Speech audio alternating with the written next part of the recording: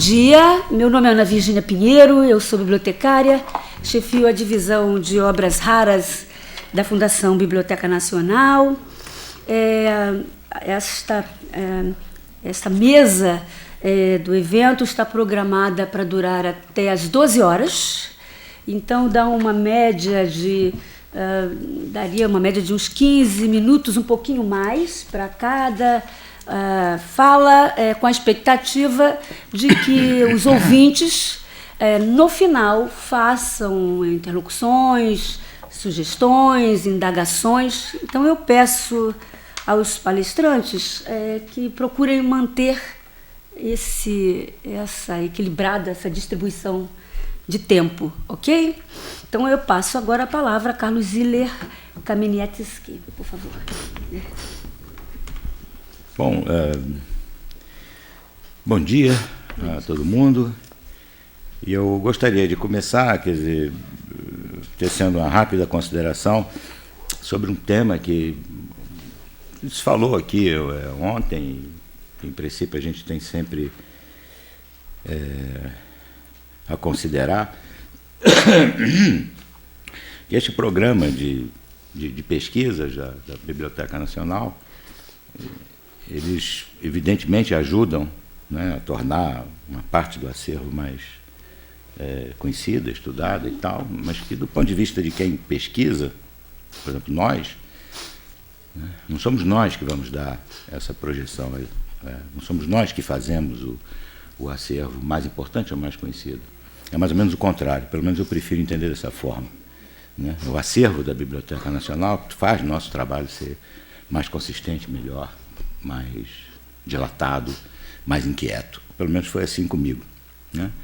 Então, quer dizer, o estudo e o projeto que eu apresentei, ele não está aqui para valorizar uma obra, né? Ou ele está até aqui para valorizar essa obra, torná-la conhecida e tal, mas do ponto de vista do trabalho que eu faço, a primeira vez que vi esse texto foi aqui, na Biblioteca Nacional, há mais de 20 anos. Então, de certa forma, é esse acervo que, de uma maneira ou de outra, pelo menos para mim, pessoalmente, foi decisivo na minha formação e nas pesquisas que eu faço. Quer dizer, eu até não sou lá tão rato da Biblioteca Nacional quanto eu gostaria, né? Mas eu prefiro ver as coisas dessa forma. E é por conta disso que eu lamento profundamente as limitações que estão sendo impostas a esse programa, né, nos tempos mais recentes. É verdade que, em termos de lamentos, a gente também tem outras coisas muito mais complicadas para lamentar, mas essa nos diz respeito diretamente. Então, eu gostaria de começar, antes de mais nada, com isso. Eu sei que essa consideração tem pouca coisa a ver com o uranófilo, com o céu, com o peregrino, com essas coisas, mas eu não podia deixar de tecer essas considerações aqui, né? Bom, esse projeto do uranófilo, o Peregrino Celeste, é um projeto de tradução, né, e edição crítica de um texto publicado em 1685 e foi escrito em Salvador, né? E esse trabalho está iniciado, já está relativamente avançado, quer dizer, não tanto quanto eu gostaria, não tanto quanto o cronograma que eu apresentei aqui, o projeto e tal, sugere que, nessa altura do campeonato, eu estou com mais ou menos a metade da obra traduzida, numa tradução bruta ainda, você precisa fazer alguma revisão, alguma coisa assim. Mas o trabalho está avançando e está sendo, para mim, pelo menos, bastante prazeroso, né? A ideia dessa obra é que isso trata-se de uma obra de ficção celeste, né? Um personagem que entra em êxtase, vai para a Lua, vai para os planetas todos, depois regressa e tal, está lá em Salvador. A obra é isso, né? Escrita por um cara que não é um grande um filósofo, né? Que não é um grande filósofo do tempo, não é um astrônomo importantíssimo, não é, né, Halley, Newton e, bom, esses outros mais importantes, Leibniz, do final do século XVII, do tempo dele, contemporâneos, né? Mas se trata de alguém perfeitamente integrado no debate astronômico do tempo. Ou seja, as obras dele foram lidas e comentadas e citadas por diversos desses que eu enunciei aqui. Portanto, não se trata de maneira nenhuma de alguém que está perdido no fim do mundo, que não, fazendo estudos lá que não importam, não interessam a ninguém, que conseguiu publicar um livro porque os jesuítas fizeram, porque ele era jesuíta. De maneira nenhuma se trata disso. É alguém perfeitamente integrado. né? Perfeitamente integrado no debate astronômico e perfeitamente integrado na cidade de Salvador, onde ele vivia. Né? Aqui na entrada eu comentei ali, porque eu com a apresentação com o colega vai apresentar sobre o Gregório de Matos, o próprio Gregório de Matos escreveu um soneto sobre ele. Né? E não é um soneto muito elogioso, obviamente, porque afinal o Gregório de Matos não é. Mas significa que o personagem, esse Estanciel, o autor desse livro, ele tinha uma presença importante na cidade de Salvador e registrada pelo Gregório. Né? Mais uma vez, não é uma coisa sempre muito elogiosa, mas lá está. E essa obra dele, né, o Peregrino Celeste, ela está fundada num debate que emerge na primeira metade do século XVII, de forma bastante consistente, alterando um pouco uma tradição literária que vinha da antiguidade relativa a viagens extraterrestres. Né? Era um sujeito que saía da Terra e dava uma olhada, e depois voltava e tal. Isso tem em diversas obras, algumas muito famosas. Aliás, o trecho da República do Cícero, que ficou mais conhecido nessa época, o texto se perdeu, essas coisas, é exatamente o sonho de Cipião, que é um personagem que sai da Terra, dá um passeio e tal. Isso ajudou a preservar, pelo menos, esse trecho da obra do Cícero. Toda essa tradição, que inclusive está presente em outros grandes autores do século XVI e da época renascentista, até mesmo no Cervantes, um momento em que o personagem sai e tal, da Terra, olha tudo por cima, que em geral são citações que vão aparecendo numa outra obra. Eu só citei aqui algumas das mais importantes, fundamentais da literatura, né, ocidental. Quer dizer, não é exatamente uma tradição literária, porque os livros sobre isso até não são muito numerosos, mas o assunto está presente, sair da Terra. Né? Por favor, passa aí o... Acontece que em 1610, o Galileu, né, apontou lá a luneta que ele tinha arrumado, o tal do perspicilo, né, para o céu e olhou para a Lua, viu um monte de buraco, viu um monte de coisa. Né? E aquilo, o impacto disso, não apenas para ele, mas para o ambiente literário, intelectual, para a cultura do século XVII europeu, foi bastante grande e bastante significativo. Não quer dizer que se discutisse isso em todos os cantos, em todos os ambientes, de jeito nenhum, mas quem estava ligado em temas astronômicos e políticos e filosóficos, quer dizer, sentiu significativamente o peso dessas observações do Galileu. E isso colocou, antes de mais nada, um problema, uma certa homogeneidade entre os céus e a Terra. Né?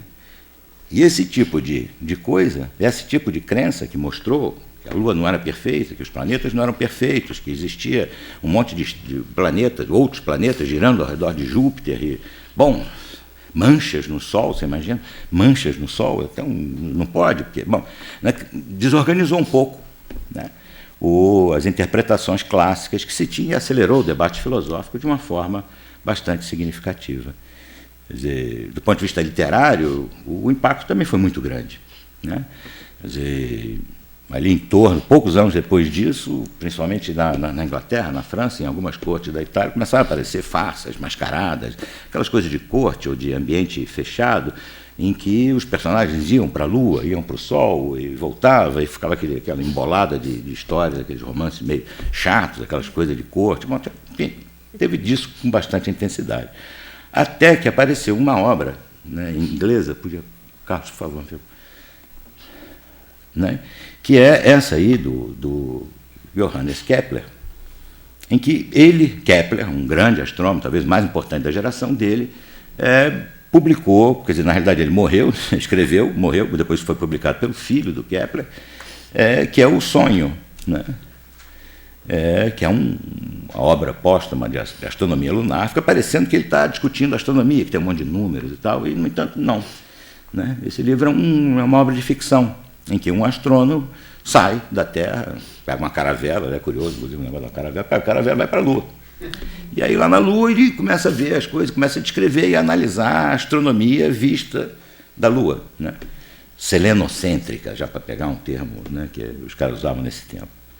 A grande novidade que tem aí é que se trata de um astrônomo muito importante, um filósofo muito importante desse tempo, que se aventurou, né, a fazer uma obra de ficção desse tipo, e que incluiu ali todo o seu conhecimento astronômico e matemático, Isso foi bastante significativo e bastante importante, porque, entre outras coisas, excitou outros astrônomos a fazer coisas semelhantes.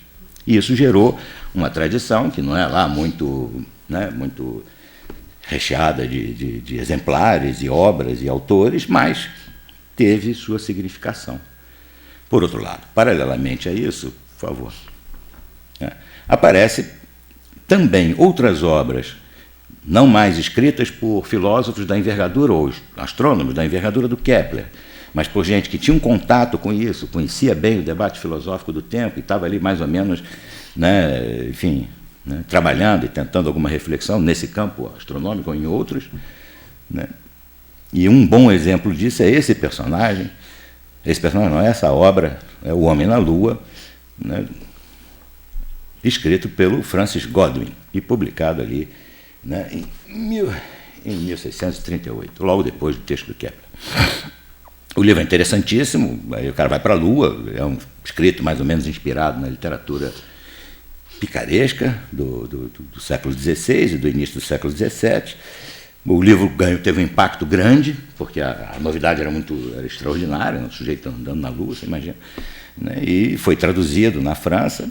Aquele desenho que está ali ao lado é o desenho do frontispício, né? do livro, da edição francesa. E é bastante engenhoso, bastante engraçado, mas é uma obra que o sujeito está interessado não em discutir astronomia, nem nada parecido com isso, mas fazer a crítica social daquele tempo, da sociedade dele, da época e tudo mais. A engenhoca que leva ele para o céu é aquela ali, um monte de ganso, né?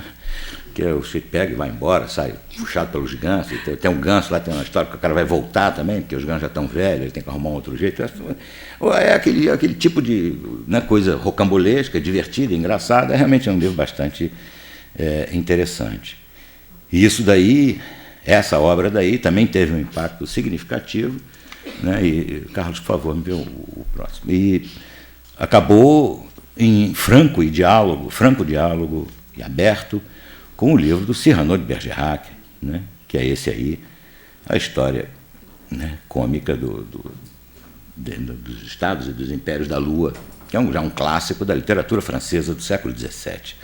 Né? O Cyrano de Bergerac também, alguém ligado no debate filosófico, tem até alguma coisa filosófica que ele escreveu, mas não é nada de assim, grande... Né, o impacto mesmo dele é no terreno literário, e essa obra aí foi a que mais ou menos deu uma grande...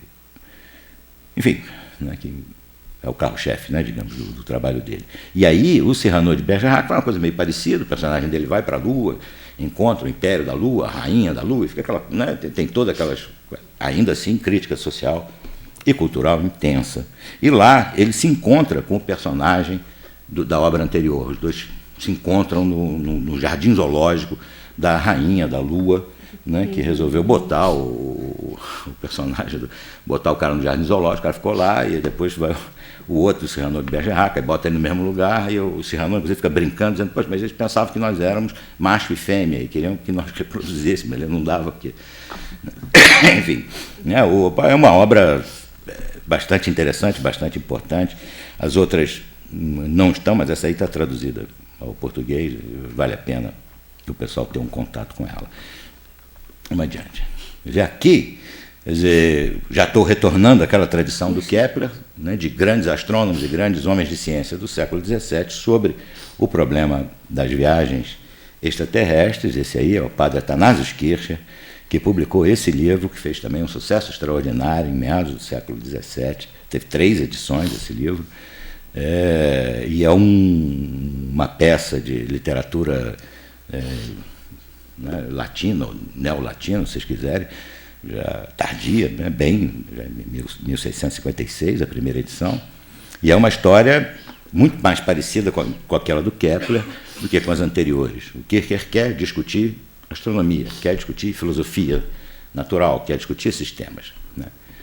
E aí o que acontece, o começo da história também é um pouco engraçado, ele está assistindo um espetáculo musical no Colégio Romano, ele era jesuíta, esse padre, e tem um êxtase, e nesse êxtase aparece um anjo, e o anjo pega ele em êxtase e leva ele né, para a Lua, para o Sol, para Mercúrio, para Vênus, para tudo que é cor, para tudo que é planeta, num êxtase só.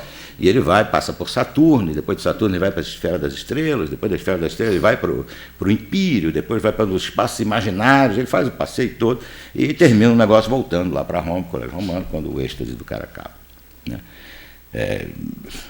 A obra, inclusive, é muito bem encaixada, quer dizer, a Rainha Cristina da Suécia foi quem patrocinou esse troço, está aí na primeira página, é um personagem importantíssimo da vida política, cultural europeia desse tempo. Né? Tinha contato com Descartes, com Antônio Vieira, com um monte de personagens do primeiro time da intelectualidade europeia. Ou seja, né, o tipo de astronomia que ele discute é a astronomia dominante no século XVII.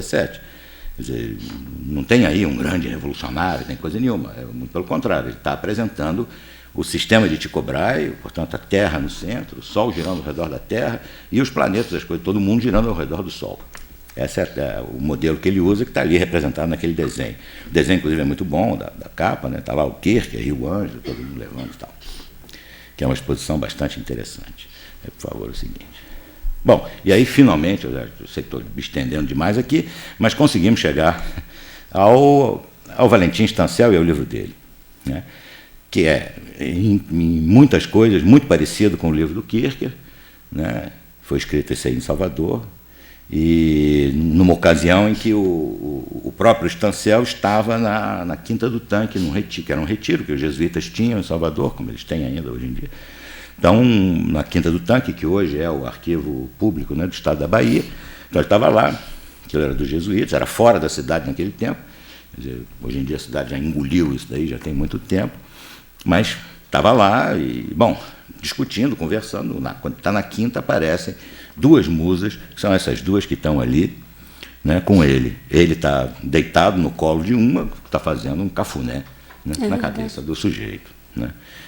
E ali, aquela que aponta para o céu é a Urânia, a musa do céu, aquela que está acariciando ele, Geoníbe, que está com um compasso em cima da terra, né, é a musa da terra. E os três discutem sobre temas variados, né, dilatados sobre a natureza da cidade de Salvador e, né, dessas coisas.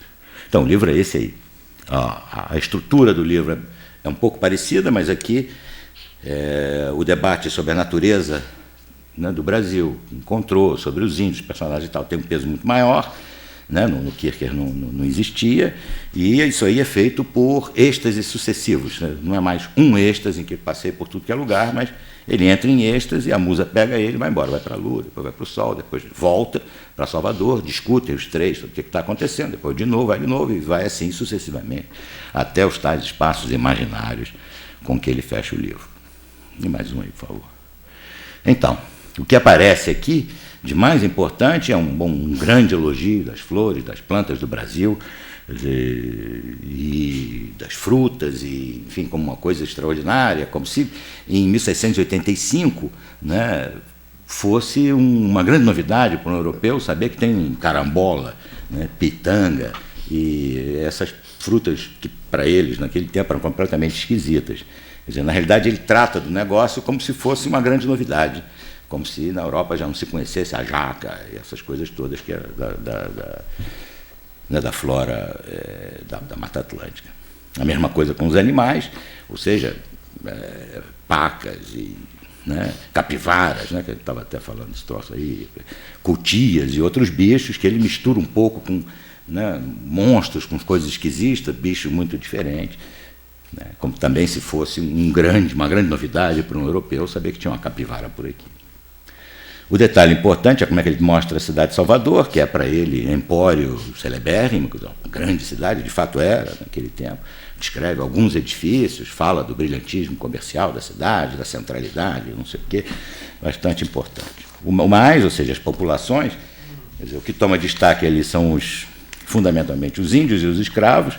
Os índios, porque naquele tempo eram, para ele, hostis, perigosos, né, que jogavam flecha lá na Quinta do Tanque, criavam problema, assustavam, matavam gado, perturbavam, às vezes atacavam, né, e, portanto, perigosos, né, de maneira nenhuma é aquele índio, né, coitado, perseguido, encurralado, derrotado, barbarizado, de forma nenhuma. É uma população sobre a qual a Companhia de Jesus tem que atuar, converter, não sei o quê, mas, em geral, é perigosa, né?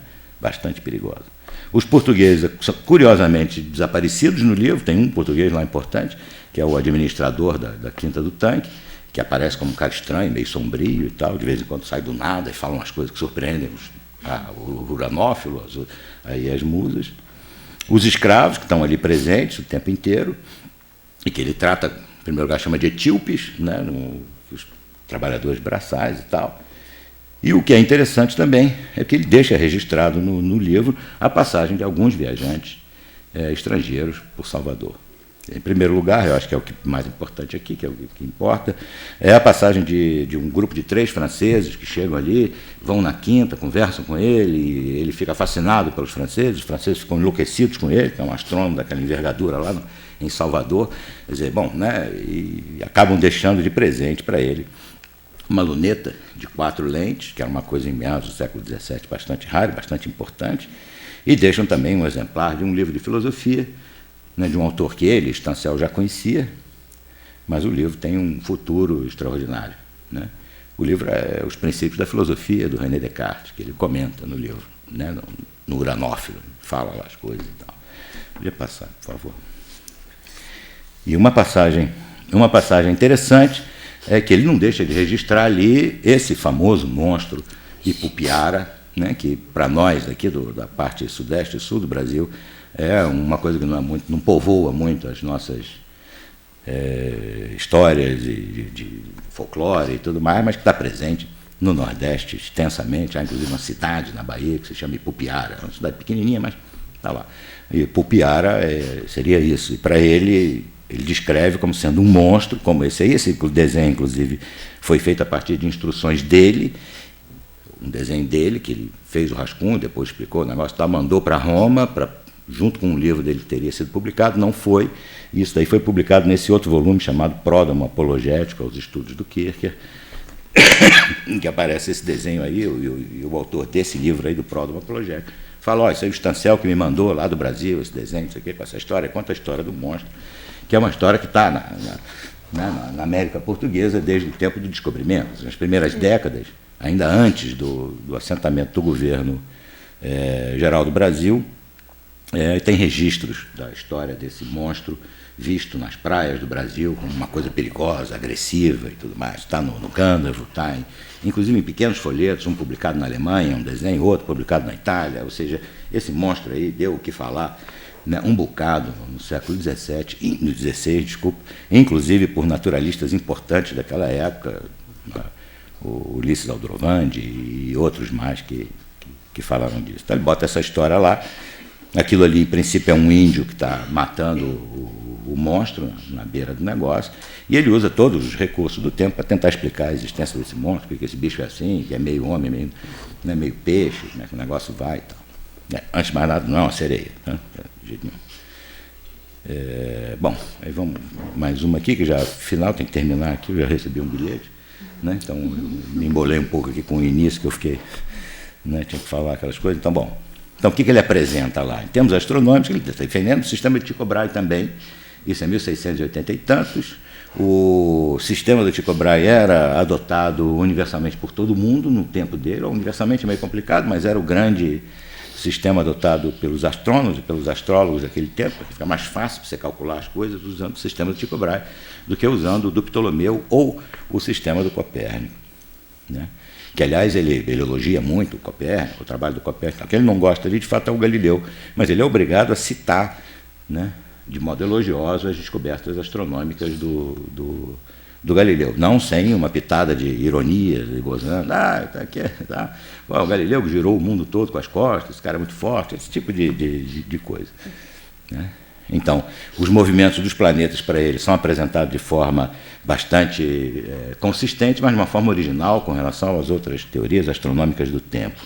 Primeiro, ele combate essa ideia de que existe uma lei natural, ou seja, de que o mundo é regido por leis, combate isso. Lei para ele até existe uma, mas tem um sentido muito mais de uma regra de repetição do que uma regra, do que um instrumento de obrigação, ou seja, os planetas andam daquele jeito porque eles andam daquele jeito, e não porque tem algo que os obriga a funcionar daquela forma, né? Ele combate a tese dos anjos regendo o movimento dos planetas, que foi apresentado pelo Thanasis Kircher, por mais um monte de outros astrônomos anteriores e da própria época dele.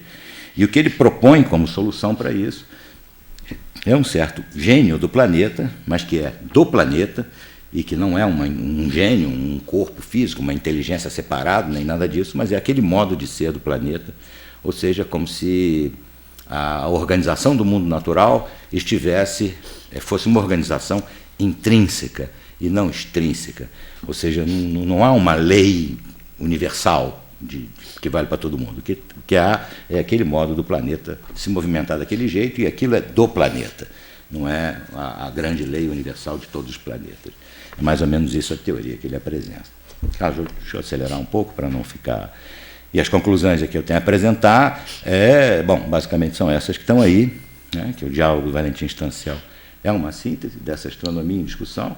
Eu gostaria de lembrar que a publicação do livro dele é de 1685, o livro do Newton, publicado na Inglaterra, é de 1687, e o livro do Newton só foi conhecido no continente nas primeiras décadas do século XVIII, uns 20, 30 anos depois de ser escrito. E, segundo, essa tese aí que é importante, porque tem consequências que estão ligadas aos problemas da interpretação da história, do passado do Brasil, e que são importantes ter em consideração. Ou seja, o fato de estar na América Portuguesa ser um domínio da coroa de Portugal, não constituiu de maneira nenhuma um obstáculo significativo aos estudos dele. Ao contrário, foi, né, algo que favoreceu isso. Portanto, né, pelo menos é o que a gente vê no livro, a quantidade de astrônomo que ele cita, a quantidade de astrônomo ibérico, português, italiano, católicos em geral, uma quantidade brutal, né, e isso tudo, bem ou mal, passou pela Península Ibérica. Né, ou seja, dá para perceber, inclusive, o tipo de literatura, porque ele cita muitos autores, que estava disponível no Colégio de Salvador, porque ele escreveu esse livro 25 anos, quase 25 anos depois de chegar à cidade de Salvador. Portanto, o material bibliográfico que ele tinha devia existir, se não todo em Salvador, pelo menos uma parte muito significativa. Então, lá está, livro de astronomia, de filosofia natural, em grande quantidade, e dos grandes autores de meados do século XVII. Por fim, ele era jesuíta, e esse engajamento religioso dele não foi, de maneira nenhuma, um obstáculo, foi ao contrário. Né? Foi algo que, para ele, funcionou como um motor para a investigação dele, a astronômica, e para a composição dessa obra de ficção. Ou seja, eu sei que eu estou brigando com coisa graúda aí, muito mais do que com relógio, né? Aqui, eu peço desculpa mais uma vez, né? Mas essa briga eu acho que é importante ter. Ou seja, não se trata de um mundo científico laico em conflito com uma igreja obscurantista, isso é uma imagem que o século XIX inventou e que já deu tudo que tinha que dar. Né? Acho que a gente precisa de umas coisas um pouco mais complexas para entender o conjunto do desenvolvimento da astronomia. E, enfim, é isso. Eu espero ter deixado claro aí para todo mundo. Peço desculpas aqui pelo tempo, né? Não posso fazer nada. Obrigado. Eu descontei no seu tempo a sua fala inicial, professor. Eu dei um tempinho além. Então não passei tanto assim quanto eu imaginava. Eu peço que anotem e guardem suas questões, sugestões para o final. Okay? Então passo a palavra a Simone Ferreira Gomes de Almeida, minúcias astrológicas nas sumas quintistas. Aí, pode tirar. Obrigada. Tem uma apresentação? Você tem apresentação? Não. Não? Ok. Oi? Não precisa. Bom dia a todos. Meu nome é Simone, eu sou doutora em História Medieval. E essa pesquisa, na verdade, quando eu fui pensar o projeto dessa pesquisa, eu fiquei surpresa com o número de documentos, né, aqui do acervo da biblioteca, que tratavam da astronomia no século XVI. E então, a minha pesquisa foi catalogar esses documentos e fazer um diálogo entre eles, né, que são divididos entre sumas, almanaques, poucos tratados e repertórios. Então, vou falar um pouquinho sobre esses textos para vocês. E dentre eles, chamou bastante a minha atenção, que foi o Sumário dos Maravilhosos e Espantáveis Casos que no Mundo Aconteceram, publicado por Álvar Gutierrez de Torres, em 1524. e pertence ao acervo de obras raras da biblioteca, né? Esse texto, ele é o único texto desse magistrado e não tem nenhuma edição em português, uma edição só em espanhol, da década de 50, e é um texto bem interessante, tem algumas contribuições que eu vou mostrar aqui ao longo da leitura para vocês. Como sugere o título da comunicação, né, Minúcias Astrológicas nas Sumas Quinhentistas, farei uma breve explanação sobre as implicações do saber sobre os céus em textos diversos do acervo da biblioteca, que compõem, entretanto, uma mesma vertente de escritos, a dos generalistas e multifuncionais.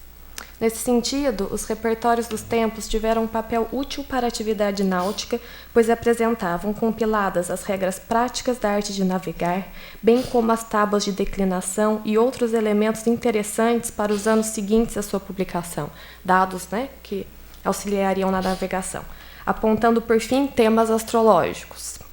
Estudados detidamente pelo historiador português Borges de Macedo, estas obras foram reeditadas sistematicamente nos primórdios do século XVI, mantendo quase sem alteração seu texto e suas figuras, introduzindo apenas mudanças em suas tabelas. Por isso, Macedo salientou que nem a experiência náutica adquirida, nem o conhecimento de novos mundos teve qualquer influência naquele texto, dado como tão importante relativamente aos conhecimentos astronômicos iniciais. Posteriormente, a situação teria se agravado no que diz respeito ao cuidado com as reedições, com a publicação de diversos almanaques e lunários mais superficiais. A situação refletia, segundo Borges de Macedo, uma atitude geral da cultura portuguesa da época, estagnação e nenhuma criação interpretativa.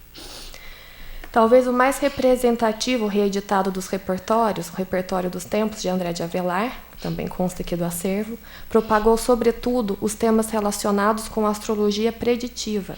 Trechos do extenso título do escrito nos revela bastante acerca desses temas. Cito: Repertório dos tempos em linguagem portuguesa com as estrelas dos signos e com as condições de quem for nascido em cada signo, e o crescer e minguar do dia e da noite, e das 4 complexões e suas condições, e a declinação do Sol com seu regimento, e o regimento da Estrela do Norte, com outras muitas coisas acrescentadas de novo. Muitas das informações do título são aplicáveis para o estudo da astronomia e da náutica. Contudo, os tópicos relativos às estrelas e aos signos e aquele específico sobre as condições das pessoas que pertencem a determinado signo mostram uma forte permanência da astrologia judiciária, aquela que fazia juízos sobre a vida das pessoas, dos viventes, evidenciando a fixidez das tópicas sobre os astros nesse escrito.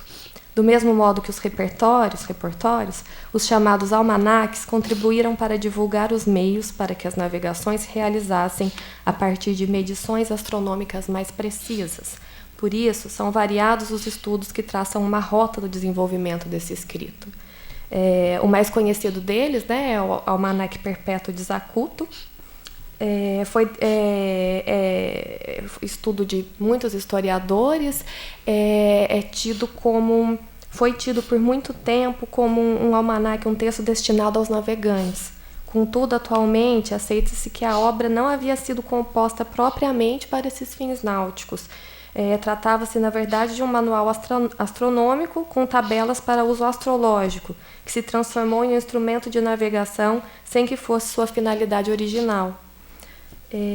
Maria José Ferro Tavares, no capítulo da coletânea feita pela Sociedade Portuguesa de Matemática, intitulado Os Judeus, os Astros e a Astrologia, aponta que a obra foi feita quando o astrônomo judeu Zacuto residia em Salamanca, entre 1473 e 1478, chegando a Portugal em 1492, devido à permanência do astrônomo na corte do rei Dom João II. Nessa ocasião, afirma Tavares que o mestre José Vizinho, discípulo de Abraão Zacuto e médico e astrólogo do rei Dom João II, teria feito a tradução do almanaque do hebraico para o latim e do latim para o castelhano. Portanto, a semelhança dos repertórios, esse texto, além de fornecer tabelas e dados para orientação marítima, perpetuou o conhecimento judaico e árabe de adivinhar o futuro através da interpretação dos sinais do céu.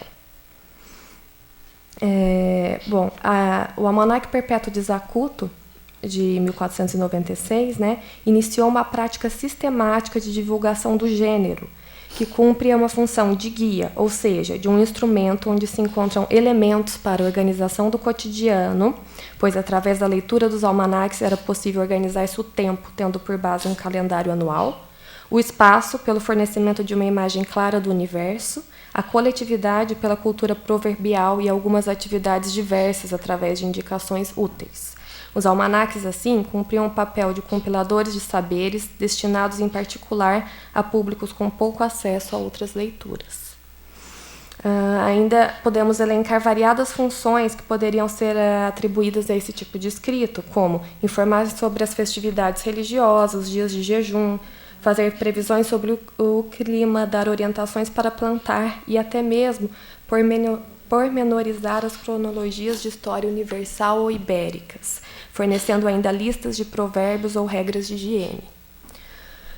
Os chamados Almanaques Astronômicos de Madrid, uma pequena coletânea que se encontra um códice contendo 2 almanaques escritos em português, o Almanaque Perdurável e o Almanaque de Coimbra, fornecia uma lista de latitudes e longitudes de 70 cidades da Europa, Ásia e Norte da África. O Almanaque Perdurável apresentou uma série de tábuas quadrienais para se encontrar a posição do Sol e dos planetas no zodíaco em cada dia do ano. O terceiro gênero de textos gerais que lançaram luz para a astronomia, pertencente ao acervo aqui da biblioteca, foram as sumas ou súmulas. São textos, né, definidos pela convicção de apresentar uma visão completa de determinada matéria e, por isso, normalmente são textos concisos, exatos, orgânicos. A configuração desse método de escrita remete ao sucesso das súmulas lógicas na Península Ibérica, nome que serviu para designar os tratados de Pedro Hispano, texto que circulou pelos ambientes universitários europeus e se tornou um modelo de referência para as demais sumas, pelo menos até o século XVI. Dentro desse conjunto das súmulas, né, o sumário das maravilhosas e espantáveis casos que aconteceram no mundo, publicado por Gutierrez de Torres, apresenta informações curiosas em relação à ciência astronômica. Esse magistrado acusou Fernando James Simas, professor de dialética do Colégio de Beauvoir, em Paris, de afrontar os astrólogos, bem como o rei Afonso X, monarca afeito aos estudos do movimento do céu e entusiasta da Escola de Tradutores de Toledo, que traduziu uma diversidade de textos sobre o tema, né, astronômico. Registra o juiz que Fernando de Encinas chamou de feiticeiros e adivinhos os astrólogos com a mesma desavergonha com que se atreveu a repreender ao ilustríssimo rei Dom Afonso. Para Gutierrez de Torres, Afonso X foi um exemplo de bom astrólogo, pois para ele a astrologia era uma ciência virtuosa a ser defendida e propagada a partir de critérios corretos, a exemplo daqueles adotados por esse rei em suas obras, como as tábuas astronômicas. Foram escritas entre 1263 e 1272. Daí a defesa ao rei sábio. Assim, em seu sumário, Álvar Gutierrez de Torres retoma os ensinamentos considerados mais importantes sobre o tema astrológico, dedicando um livro para melhor desenvolvê-lo intitulado de A Verdadeira e Muito Proveitosa Declaração que se há de ter acerca das várias e diversas opiniões que sobre a astrologia foram escritas por causa das muitas conjunções que no mês de fevereiro deste presente ano de 1524, no século de Peixes, foram feitas. O interesse em desdobrar as previsões feitas por astrólogos se deu porque justamente nesse ano de 1524 havia um intenso debate acerca da iminência de um dilúvio previsto. Assim, Álvar Gutierrez de Torres dividiu a sua suma em 3 obras, as únicas que se conhecem desse autor toledano.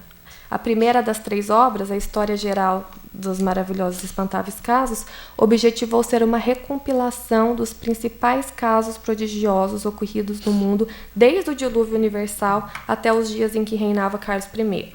É uma obra que mescla diversos materiais extraídos quase literalmente de algumas fontes, dentre as quais predominavam as de temas históricos.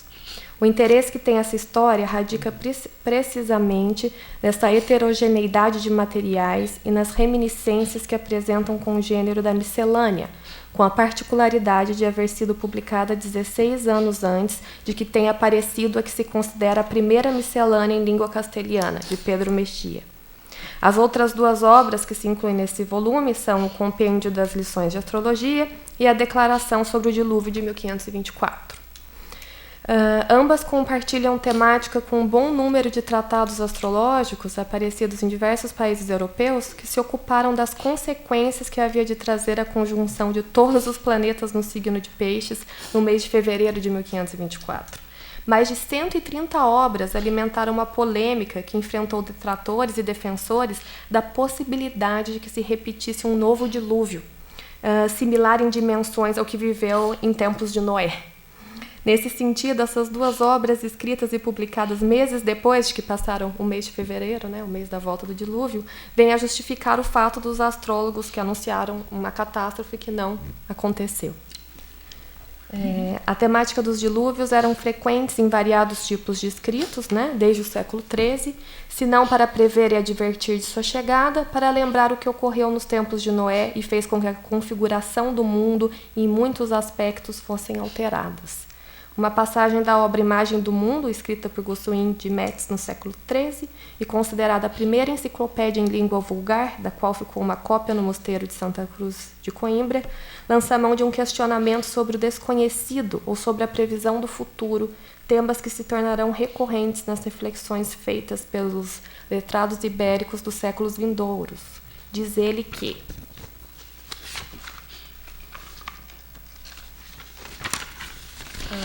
depois de Adão, existiram muitas pessoas que conheceram as 7 artes, que Deus lhe enviara para a terra. Algumas delas quiseram saber no que se tornaria o mundo e se alguma vez acabaria, e souberam tudo sem falha que deveria acabar por 2 vezes. Então tiveram pena das artes porque souberam que estariam perdidas se não fossem preservadas. Nessas grandes colunas que existiram, esculpiram e colocaram as artes, de modo que aqueles que viessem depois deles as encontrassem e aprendessem. Nesse escrito especificamente, tal preocupação com o vir a ser do mundo em sua totalidade, incluindo a possibilidade de seu fim absoluto, é apresentada como uma inquietação de longa data e que não ficaria sem uma resposta certeira, uma previsão de que 2 fins do mundo estavam por vir, de forma que não cabia não deixar que as artes se perdessem sem serem transmitidas. O autor dessa grande suma, que pretendia conservar a diversidade dos conhecimentos, destaca que, encontrada pelo filho de Noé depois do primeiro fim do mundo, a placa onde estavam registradas as 7 artes ajudou a reconstruí-lo. Porém, para que fosse alcançada toda a sabedoria nela contida, fez-se necessário o trabalho de muitos sábios, desde figuras bíblicas até o filósofo Boécio, todos eles listados pelo autor. Na interpretação legendária de Gossuin, entre as artes, virá se destacar a astronomia, a qual, entretanto, não aparece logo de saída como meio para prever, pois apenas é anunciado que as pessoas que conheciam esse saber teriam o suficiente para lidarem com questões de seu tempo de forma primorosa. E por isso o letrado alerta para sua potencialidade elevada ao dizer que, cito, sabe-se tudo pela astronomia, exceto o que Deus não quer. De forma que recomendava que seria melhor aprender apenas esta para ter atenção, porque sua apreensão correta permitiria que se tivesse tudo o que se quisesse ter na Terra. Tal como a obra de Gossuin, o Sumário de Gutierrez é peculiar se comparado a outros gêneros citados anteriormente, ou seja, não se configura como almanaque, tampouco como tratado de náutica. Pretende, tal qual os cronistas, fazer um compêndio da história do mundo conhecido, no qual a astrologia ocupa ainda um lugar, se não polêmico, pelo menos intrigante.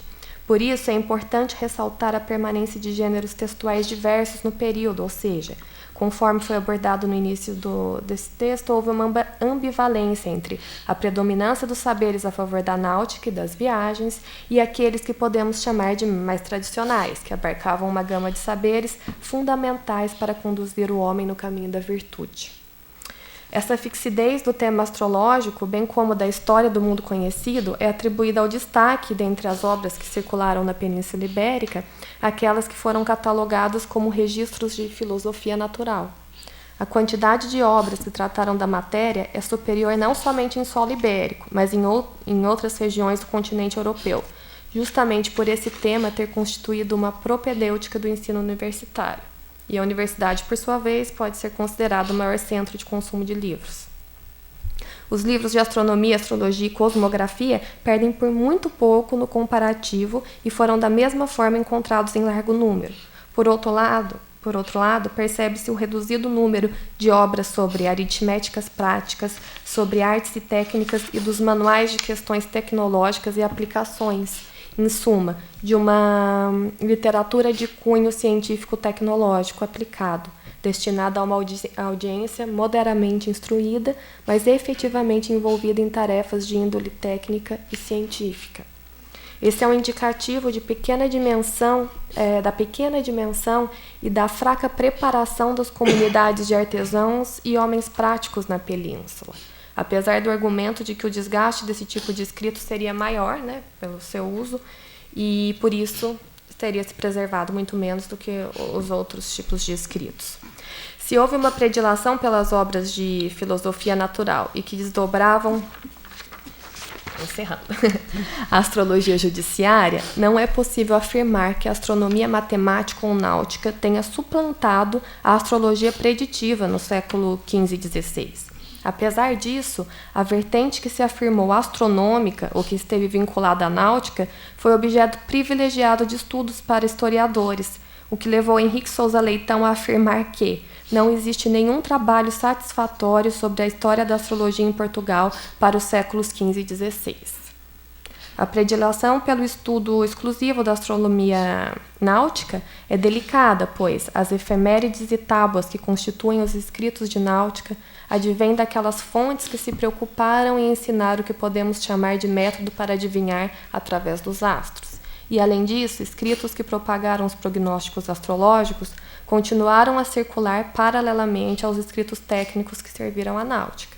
Entretanto, o foco se deu para a nova configuração da astronomia na Península Ibérica, um saber mais próximo da matemática do que dos prognósticos, deixando em branco muitas páginas a serem escritas sobre outra face do estudo do céu na Península Ibérica, entendida por tempo considerável como matéria de somenos importância e não adequada aos princípios dos historiadores da ciência, sobretudo das décadas passadas. Questão que agora é abordada com maior interesse e apoio, sobretudo em refletir as conclusões possíveis de se pensar uma sociedade que registrou sistematicamente maneiras de se prever pelo movimento e as configurações do céu. Obrigada.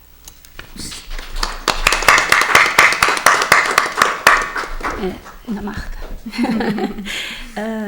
Passa a palavra a Maria do Socorro Fernandes de Carvalho, catálogo dos autores seiscentistas da Biblioteca Nacional. Bom dia, agradeço a oportunidade de estar aqui ao lado da professora Ana Virgínia, cujo trabalho eu admiro bastante e que tem nos apoiado juntamente com o Carlos e a Débora. Eu digo nós porque esse projeto foi inicialmente individual, mas depois houve a chegada, a participação do Lucas, que trabalha também, ao mesmo tempo que ele cuida da pesquisa pessoal, do ponto de vista da teoria da literatura, do projeto dele, ele auxilia na composição desse catálogo. E eu intitulei aqui a minha fala de um catálogo de poesia, somente poesia, todo de poesia, porque as primeiras manifestações de recepção em relação ao catálogo, quando eu falo, estamos preparando na BN um catálogo que vai reunir, em grande parte, os poetas luso-brasileiros que produziram no século XVII. A reação é, só poesia? Né? Então, é um catálogo só de poesia, mas é todo de poesia. Né? E somente poesia. Né? Quer dizer, na verdade, a ideia original contemplava o que a gente hoje chama de historiografia, porque nós sabemos que a historiografia praticada nesse século tinha um cunho altamente ficcionalizado, que não se adequa à nossa compreensão do que é a historiografia moderna, nossa contemporânea, construída pelo homem e tal. Mas quando, mediante a riqueza do acervo de poesia da BN, chegamos à conclusão que os historiadores podiam esperar, né, por outro catálogo, e ficamos só com os poetas, somente com os poetas. Bom, o catálogo, então, ele tem a intenção de dar sequência a um já existente aqui na BN, que foi feito pelas professoras Ana Virgínia e Sheila Mourari, que diz respeito aos textos publicados no século XVI. Esse catálogo já existe, ele está disponível tanto do ponto de vista material, ele é vendido aqui na loja, né, quanto... bem, está disponível em todas as instâncias, porque todos os seus verbetes estão na base da BN. Então, o objetivo era resgatar uma condição da poesia que é pouco frequentada pelos estudos de letras no Brasil. Eu sou professora dessa área e eu percebo.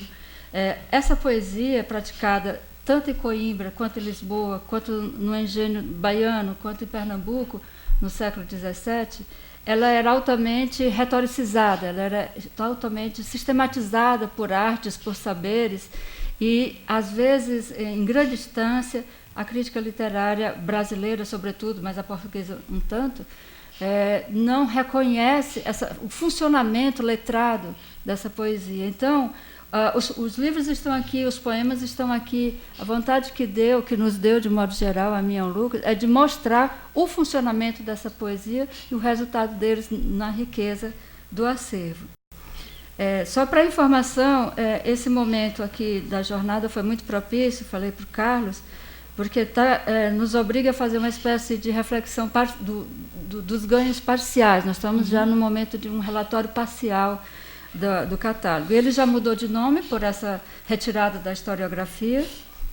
Então, ele agora é um catálogo de poesia com um estudo retórico-poético, ou seja, nós estamos já preparando, eu digo nós, eu e Lucas, uma reconsideração do que seja essa poesia. E a vontade é que, em primeiro lugar, possa se dar finalmente visibilidade a esses livros de poesia, que são muito pouco lidos, mesmo por professores, né? E também de fazer uma reconsideração historiográfica dessa poesia, no sentido de mostrar justamente a funcionalidade artística, ou seja, técnica dela, né?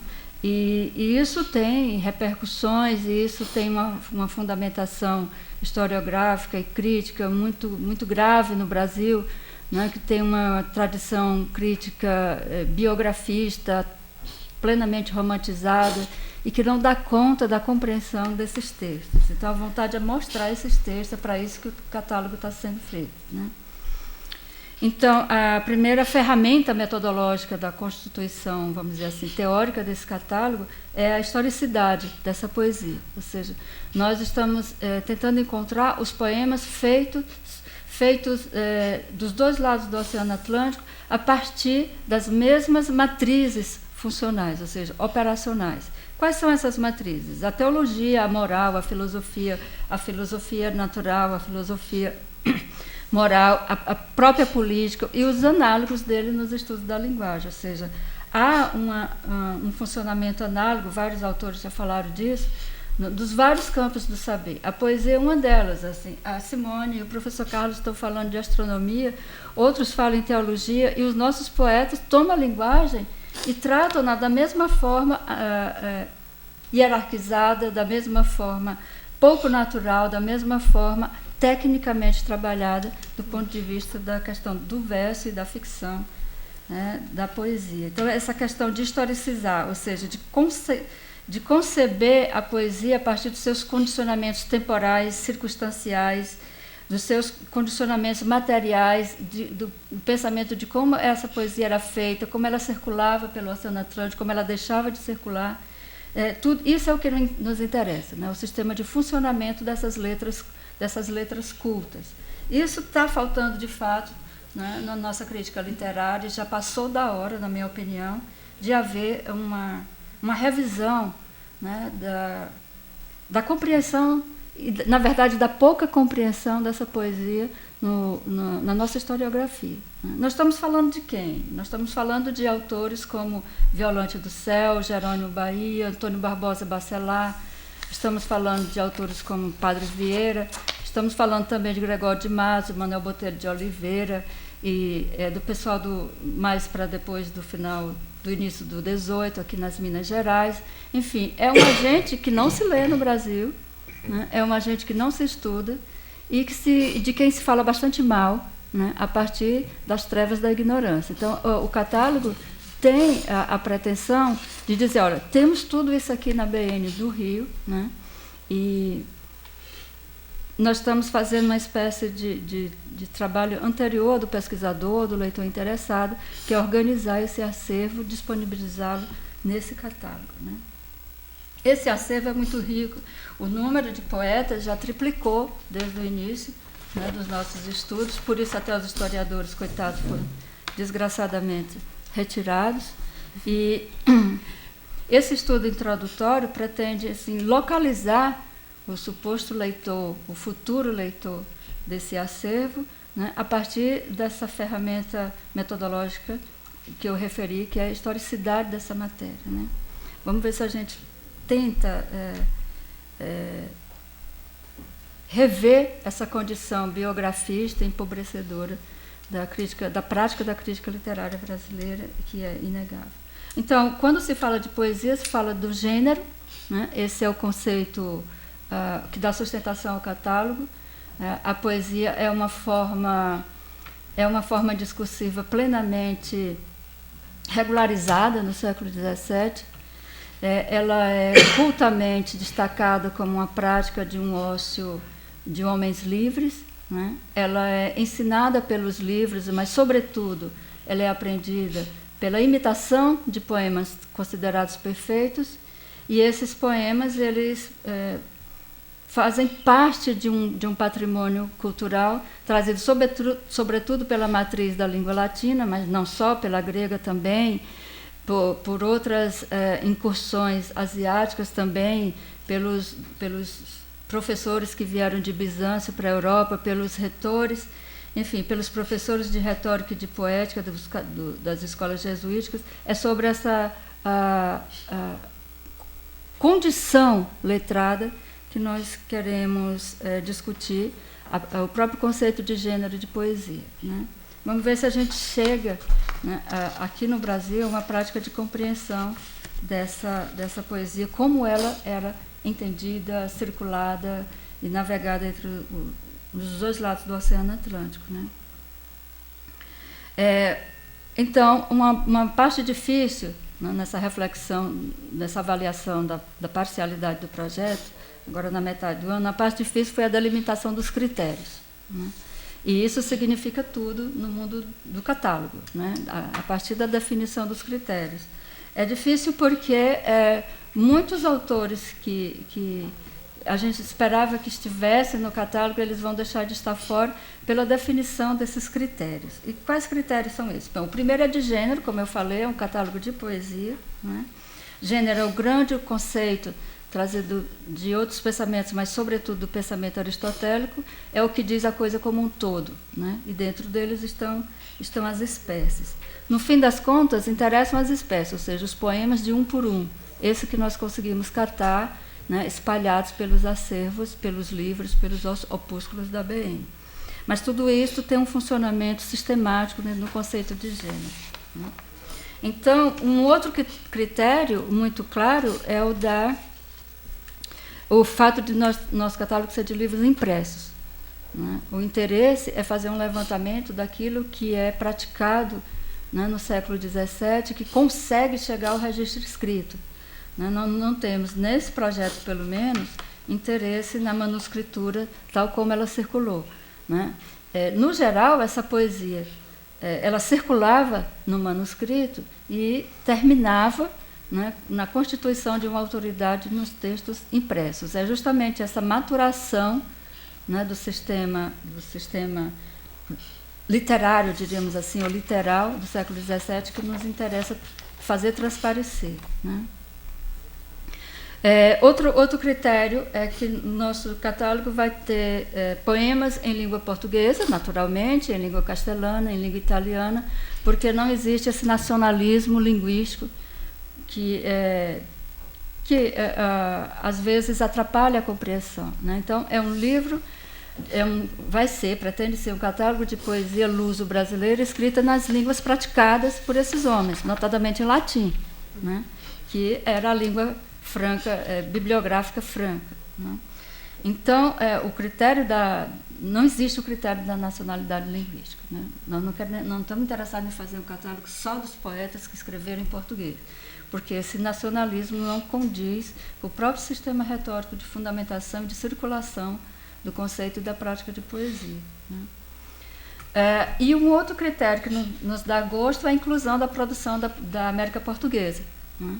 Compreendendo o sistema de funcionamento dessas letras, né, que eram ensinadas nos livros, nos colégios jesuítas, eram ensinadas sobretudo pela leitura, como eu falei, de obras modelares, e isso transitava, esse conhecimento transitava tanto da corte para a colônia, quanto da colônia, desses homens que saíam da colônia e iam estudar na metrópole, né? Então, esse funcionamento era o mesmo. Quer dizer, Brasil era o império, era parte, era membro desse corpo místico.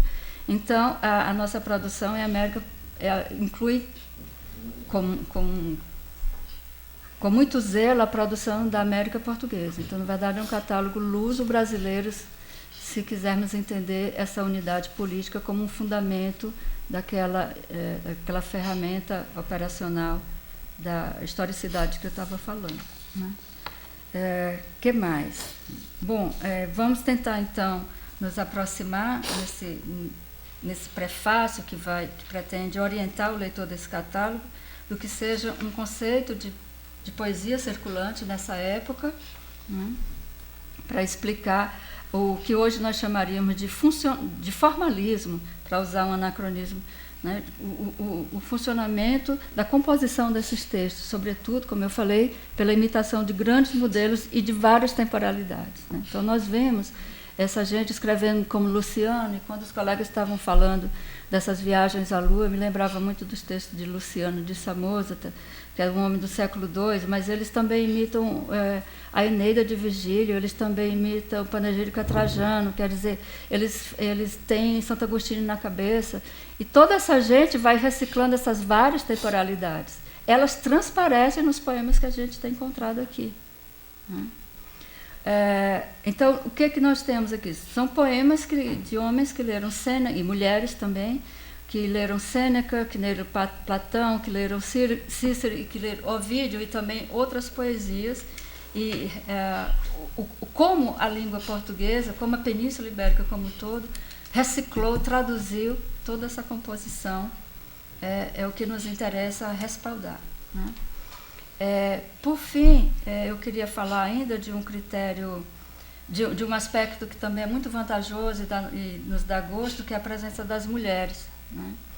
Nós conhecemos a situação, a condição, o condicionamento histórico da mulher no século XVII, a cultura misógina e o serviço que elas prestavam, né, que era de manter a prole dos homens. Mas também, historicamente, houve, durante o século XVII, várias gerações de mulheres cultas, né? Então, dá um gosto especial, um gosto particular, saber que no nosso catálogo vão estar presentes poetas que a grande parte dos leitores não conhece, que estão aqui a alguns metros das nossas mãos. Eu estou falando de Maria do Céu, Violante do Céu, né, e outras Madalena da Glória, que são todas freiras, que por isso tiveram acesso à instrução formal, tiveram acesso a livros, a escolas, não estavam ocupadas em Paris e puderam, então, fazer uma poesia, muitas das quais de grande qualidade. A pena é que, às vezes, a curiosidade é que os poetas mais canônicos, né, eles raramente conseguiam publicar a poesia lírica no século XVII, né?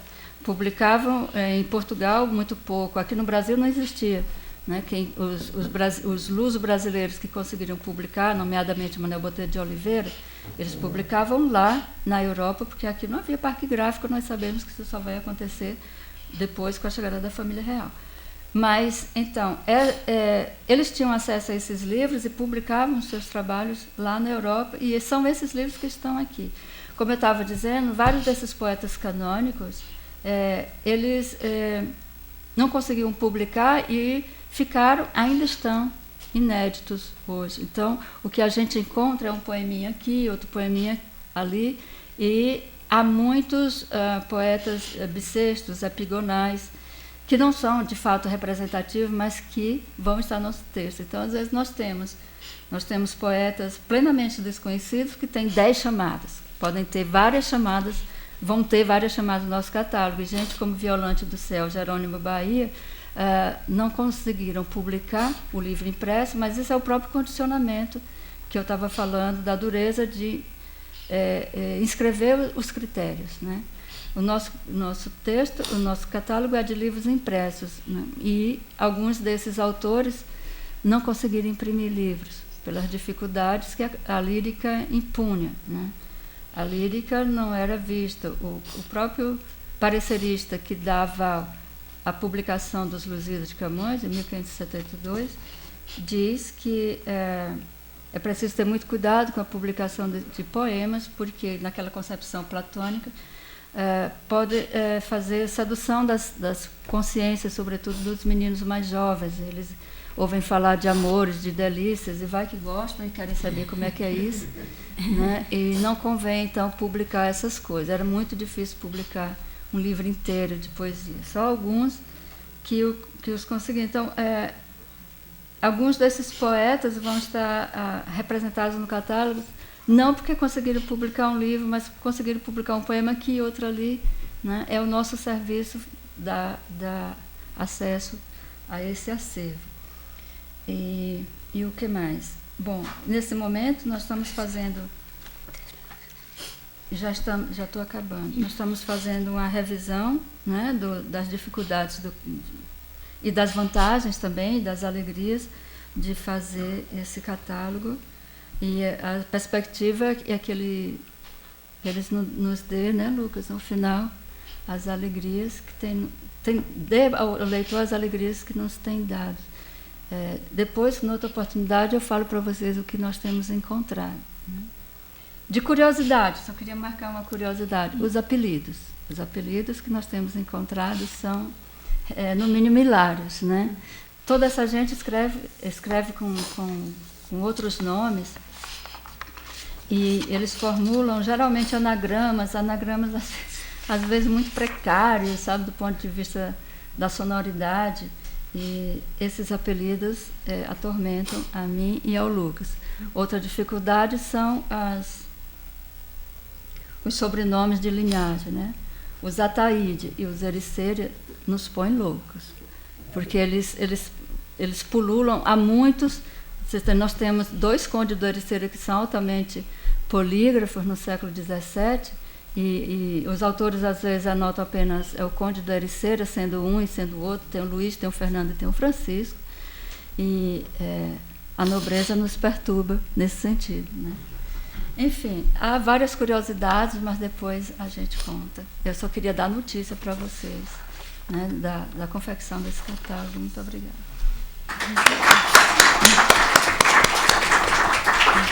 Marca também. Passa a palavra agora a Lucas van Humbeck. Lucas van Humbeck. A Boca e a Ordem, Sátira e Sociedade em Gregório de Matos. Obrigado, professora. Bom dia, ainda é bom dia, né? Meu nome é Lucas, eu sou bolsista de graduação, PENAP aqui, e sou assistente de pesquisa da professora Maria do Socorro, como ela disse, na elaboração do catálogo, né, do século XVII. É muito bom fazer a fala depois da professora, porque, na verdade, essa historicização das letras da época, que é o material que a gente tem encontrado aqui no acervo, ela é um pressuposto da pesquisa que eu venho desenvolvendo em paralelo, que surgiu a partir de uma inquietação minha em relação à característica da poesia satírica que a gente vê encontrando, né?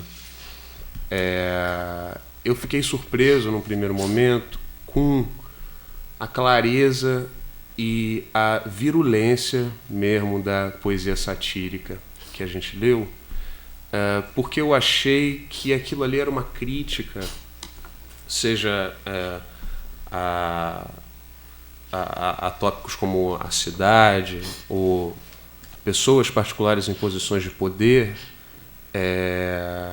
muito clara, muito aberta, e estranhei justamente pela falta de correspondência na modernidade depois desse gênero, né, que era tão forte, tão importante naquela época.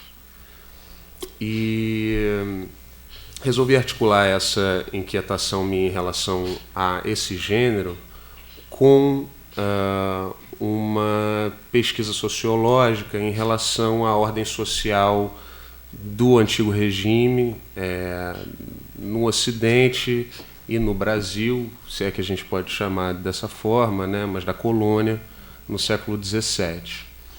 Então, para isso, pela sugestão da professora Maria, eu resolvi articular duas obras que tratam, por um lado, dessa análise historicizada da poesia satírica, em especial do Gregório de Matos, que é a tese do professor João Hansen, chamada A Sátira e o Engenho, em que ele faz essa análise a partir dos contextos de produção e circulação da poesia satírica do século XVII, e também de toda a retórica e de todo esse acervo cultural greco-latino em que os poetas se inspiravam, e, por outro lado, uma obra sociológica clássica que se chama Sociedade de Corte, do Norbert Elias, sociólogo alemão, né, em que ele descreve a hierarquia da sociedade de antigo regime na Europa, que culmina com a corte de Luís XIV. Né. Bem, então, a sátira, né? O que é a sátira? E no Gregório de Matos, mas não só nele, é um gênero poético corretivo que tem essa finalidade de provocar o ridículo político, no sentido mesmo do riso, né? E da correção possível pelo riso. Esse riso, é claro, tem uma série de pressupostos para que possa acontecer, né? E alguns pressupostos são pressupostos de ordem social, quer dizer, são valores que são compartilhados numa relação de solidariedade social. Então, essa pesquisa que eu estou tentando fazer, que está em elaboração, que na verdade é uma ramificação do que a gente vem fazendo no catálogo, é uma pesquisa que tenta, a partir do poema, chegar na sociedade. Então, pensando a poesia e a poesia satírica em particular como um produto social, tentar perceber quais são os valores sociais que estão diluídos naquela retórica para poder chegar na sociedade a partir do poema, né? E, em particular, essa sociedade que era a sociedade colonial do século XVII, a respeito da qual a gente não tem uma obra sociológica como existe a Sociedade de Corte do Norbert Elias, né? Então, essa também é uma preocupação recorrente nas ciências sociais, da aplicabilidade do pensamento europeu, central, na nossa realidade, que é uma realidade diferente, moderna também, que se modernizou, mas periférica, e nesse caso é um livro do Elias que foi feito para ser publicado em 1939, não foi por causa da condição da ascensão do nazismo, depois veio a ser publicado na década de 60, mas é todo apoiado em documentação e em produção sobre as cortes, sobretudo francesas, do século XVII. Né? Então, eu queria trazer aqui alguns trechos de algumas definições nas quais eu me apoio dessas obras e, ao final, se der tempo, ler, né, uma sátirazinha do Gregório, que é um romance, né, gênero poético longo também, que existia na época. Bem, para o João Hansen, então, né, o que é a sátira e qual que é o papel, a função social da sátira seiscentista? Ele escreve: a sátira seiscentista funciona como uma arte da prudência, técnica da encenação de eventos como inversão de regras do decoro e transgressão de interditos. Segue regras de um gênero misturado, muito conforme ao conselho moral e ao dirigismo político de sua voz magistral. Tem dois movimentos: o da ruptura do decoro, que expõe o evento aberrante, disforme e ridículo, sempre mau, e o da sua ponderação, que identifica e analisa um monstro como ausência de bem, presentificado pela mesma ponderação como norma da excelência, que é a sua. Quer dizer, em falando de sociedade do século XVII, é essencial o conceito de corpo místico, que a professora citou brevemente na fala dela. Quer dizer que a gente está falando de uma sociedade hierarquizada, uma sociedade que é dividida grosseiramente em estados, né, mas que tem esse princípio de solidariedade no conceito de corpo místico, quer dizer, numa diferenciação funcional entre suas partes, ao mesmo tempo em que há uma hierarquia naturalizada, como a hierarquia do corpo, entre pé, mão e cabeça, né? Existe a corte e existe a fidalguia toda, e a nobreza, que exerce essa função dirigista da sociedade, e existe o clero também, depois o restante da sociedade, uma burguesia administrativa também, e o povo, né? Então, o que era o grande risco de desestabilização dessa estrutura social na época? O conceito de murmuração. A murmuração era, como dizem, a besta fera política do antigo regime, né? Porque ela consistia num questionamento ou numa possibilidade de discussão por parte do vulgo ou da plebe da própria ordem social ou de uma pessoa ou de um ato que apresentava um risco para essa ordem, que flexibilizava essa ordem de alguma forma, né? Nesse sentido, a sátira, porque faz um sopesamento valorativo a respeito de um ato relacionado com a ordem, ela funciona como uma murmuração contra a murmuração, né? Sobre isso escreve também o professor Hansen. Quando ultrapassa os limites, portanto, a murmuração transforma-se em sedição e é crime de traição. Assim como é monstruoso um pé falante ou um braço reflexivo, pois quem detém tais atribuições é a cabeça, é também monstruoso que os membros subordinados do corpo político se rebelem contra a soberania da razão de Estado visível nas instituições. Em outro trecho. A mesma unificação hierárquica, quer dizer, a unificação do corpo místico, inclui a murmuração que a questiona, para solvê-la e repropô-la como hierarquia. A murmuração evento deve ser evitada e corrigida. Enfim, movimento também é observável na sátira, que murmura contra a murmuração, ou que corrige a hierarquia que permite a murmuração. A sátira costuma dramatizar a murmuração, abre aspas, o vulgo tem murmurado, um verso. Outro verso, diz esta plebe inimiga.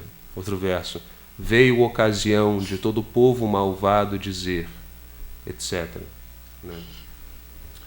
Agora, quando a gente está falando de corpo místico, murmuração, são conceitos que são elaborados a partir principalmente da sociedade de corte, né, europeia. Por outro lado, a gente encontra a sátira, da forma que era feita lá, sendo feita aqui também, no mesmo período.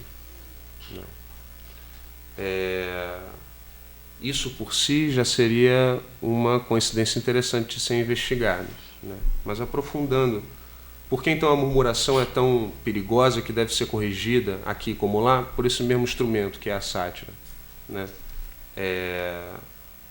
Porque ela bota em risco a ordem social e bota em risco a ordem social do antigo regime segundo um dos princípios que são elaborados pelo Elias na sociedade de corte, e agora eu leio um trecho dele, que é o princípio da representação da posição pela forma, um dos princípios da sociedade de corte, que é o ser social do indivíduo é totalmente identificado com a representação que lhe é dada por ele próprio ou pelos outros. A realidade de uma posição social aí é apenas o que a opinião julga que ela é. Era o reconhecimento pelos outros da qualidade de membro dessa sociedade que, em última análise, determinava essa própria qualidade. Essa representação da posição pela forma tem diversas implicações importantes. Funda uma economia aristocrática da ostentação que regula as despesas segundo as exigências da posição que se pretende manter. constitui as hierarquias da etiqueta como modelo das diferenças sociais, faz dos diferentes papéis e lugares no cerimonial de corte a condição essencial da competição social. Em uma tal formação, a construção da identidade de cada indivíduo está sempre no cruzamento da representação que faz de si mesmo e da credibilidade concedida ou recusada pelos outros a essa representação. Quer dizer que para a estrutura da ordem social do antigo regime era essencial o silêncio do povo, o silêncio do vulgo. E esse silêncio é rompido ou atrapalhado pela murmuração, servindo a sátira como uma ferramenta, então, de murmuração sobre a murmuração, ou de contra-murmuração, para poder, promovendo o riso, tanto do murmurador quanto do murmurado, o restabelecimento de uma ordem. Então, a sátira ela tem esse duplo público-alvo, dizendo assim, né? E tem essa finalidade de manutenção da ordem. Quer dizer, isso tem uma série de consequências, assim, essa articulação, né? A primeira é que expõe um caráter político conservador da sátira mesmo e da produção do Gregório de Matos, né? Que é frequentemente lido como um proto-nacionalista, ou às vezes como um anarquista, tal. E, na verdade, quando está sendo feita uma crítica na sátira a uma pessoa, por exemplo, que está numa posição de poder, e lembrando que naquela época não existia essa distinção entre público e privado, que surge com a modernidade depois. Então, quando se ia criticar algum titular de poder institucional, está valendo tudo, falar sobre a vida privada, etc. Quando se critica esse personagem, né, na verdade o que se busca é o restabelecimento do bom exercício do seu poder, e não da ruptura. Então, uma consequência é essa, que é essa consequência mesmo da leitura historicizada. E a outra consequência é que é possível, então, a partir do texto satírico, poético, descobrir semelhanças entre essas duas sociedades, então descobrir coisas sobre a sociedade colonial a partir da literatura que ela produzia, né? E, ao mesmo tempo, aferir a aplicabilidade da elaboração sociológica sobre o centro aqui na periferia. O que a gente pode, então, só por isso que eu trouxe hoje, é entender que talvez em relação a esse princípio da representação da posição pela forma, quer dizer, esse culto das aparências e essa necessidade do silêncio, da concordância tácita dos outros para a manutenção de uma certa ordem social, é algo que existe em comum entre a sociedade de corte e a sociedade colonial brasileira, do século XVII. Claro que isso tem um número de causas possíveis, como acho que a professora Maria do Socorro já referenciou, relativas à institucionalização da educação, né, à religiosidade da época também. Era um povo que estudava todo em Coimbra, né, ou então, quando não estudava, era educado pelos jesuítas, ou tinha uma educação institucionalizada toda nesse sentido, né. Então é isso. Acho que a articulação que eu busquei fazer é mais ou menos essa, assim, entre sociologia e literatura. Tem 10 minutos? 3 minutos, está ótimo. Então, eu vou ler um trechozinho, vamos ver se eu consigo ler toda, de uma sátira, que é uma sátira analisada pelo... Já está me apitando aqui.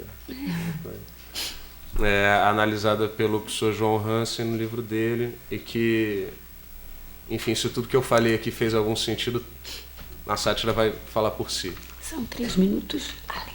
Hã? São 3 minutos além do seu tempo já. Tá, então eu posso ler ou não? Leia um trecho. Rapidinho. Olha só. É um romance, né? Uma coisa longa. Já que me põe a tormento murmuradores nocivos, carregando sobre mim suas culpas e delitos, por crédito de meu nome e não por temer castigo, confessar quero os pecados que faço e que patrocino. O lugar retórico é a Bahia, né? Queixa-se a Bahia. E se alguém tiver a mal descobrir este sigilo, não me infame que eu serei pedra em poço ou seixo em rio. Sabei céu, sabei estrelas, escutai flores e lírios, montes, serras, peixes, aves, luz, sol, mortos e vivos.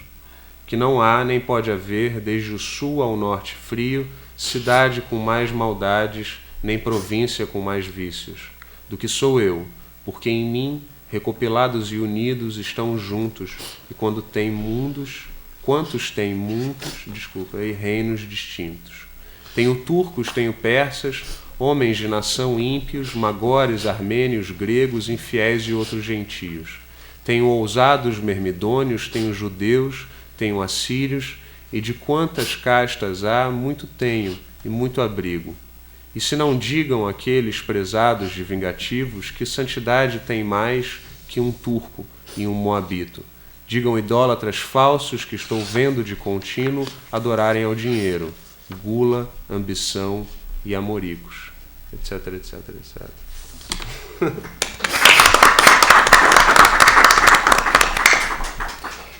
Nós já começamos com um significativo atraso, né?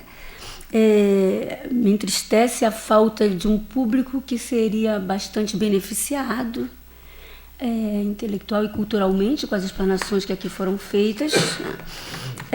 Eu tenho algumas ponderações sobre as explanações, mas devido ao reduzido tempo que nos resta, eu passo ao público alguma pergunta ou alguma ponderação que vocês queiram fazer, para que ao final, depois das respostas, se ocorrerem indagações, eu faça algumas ponderações sobre as pesquisas e que eu acredito que podem ser úteis aos demais pesquisadores que estão no público.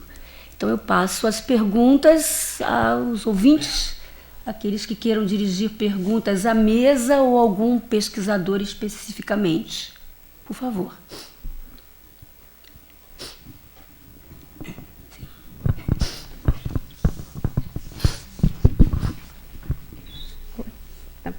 Bom, primeiro, parabéns para todo mundo. Os trabalhos foram todos muito interessantes.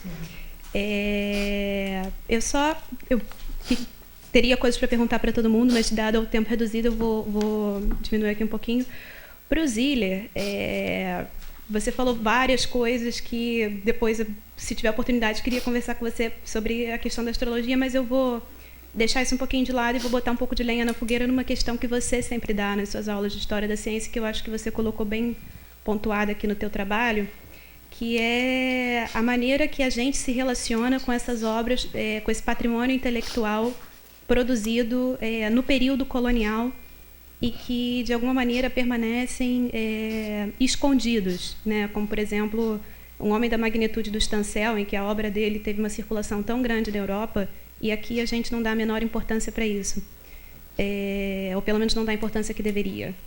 Então, a pergunta que eu faço para você é o seguinte: de que maneira você acha que essa visão quase negativa que a gente tem, que a historiografia brasileira ainda tem, do passado colonial, contribui para essa nossa dificuldade de compreender, por exemplo, obras como a do Stancel como obras brasileiras, como obras que foram feitas aqui, e de reconhecer vamos dizer assim, essa atividade intelectual que acontecia no Brasil colônia também. Por que a gente tem tanta dificuldade de reconhecer isso como patrimônio nacional? Por que a gente vê isso como patrimônio português? E por que a gente não dá, talvez, para isso a devida importância histórica, né? E para o Lucas, uma pergunta também. Você falou bastante do Elias. Desculpa, a sua formação não é em História? Ou Não, minha formação é em Direito, na verdade. Direito, tá bom. Pois a gente estava aqui até comentando, eu não sei, mas aí é só mais uma curiosidade mesmo.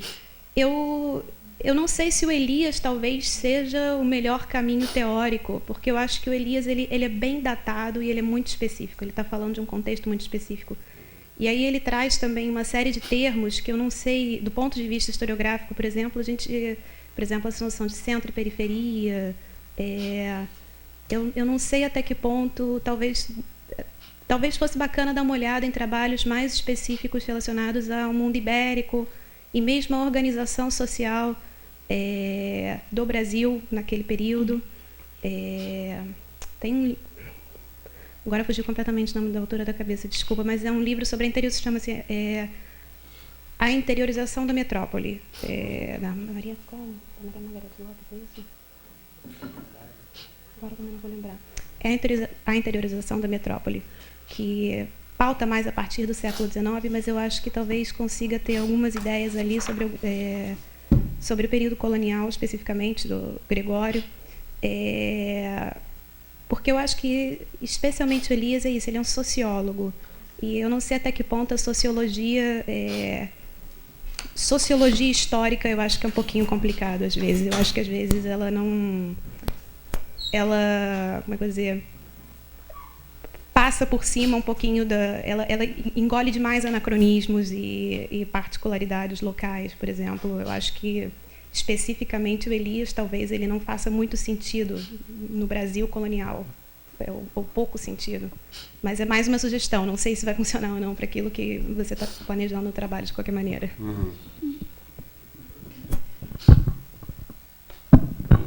Vou aproveitar um gancho. Boa tarde. Parabenizar a mesa inteira, né? Os trabalhos realmente foram bem interessantes. Mas até pegando um gancho para conversar com o Lucas sobre o Gregório de Matos, que é uma figura que eu gosto muito, né, e já tem bastante estudos sobre ele, eu concordo que Elias pode não ser o melhor teórico para um diálogo, né? Discordo que a murmuração ela afete a ordem.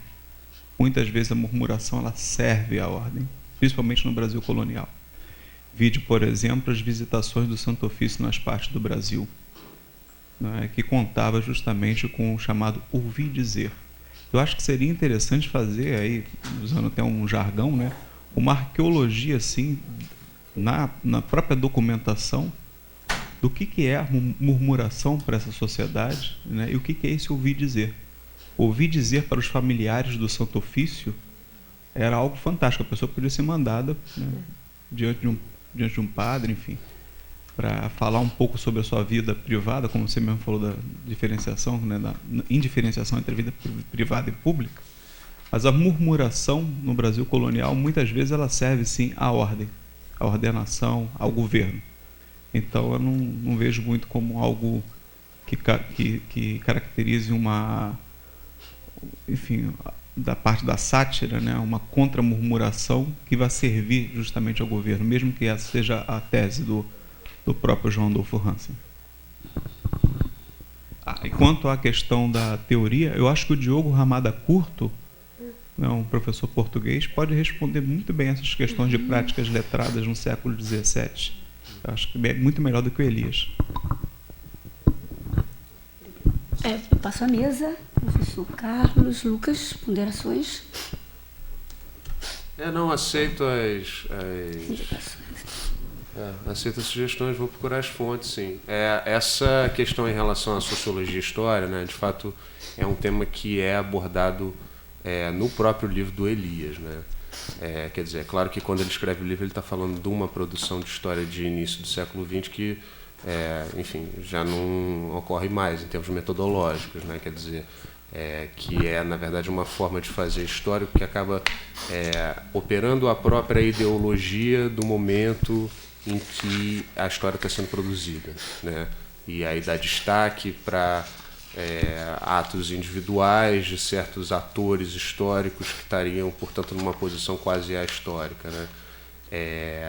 E o interesse dele, pelo contrário, é fazer justamente a sociologia, sim, mas do momento passado, para poder mapear as redes de relação, né, de poder e a ordem social nesse sentido, não assim de quem seria o rei ou do que fez o rei, mas de o que significa a função do rei, né?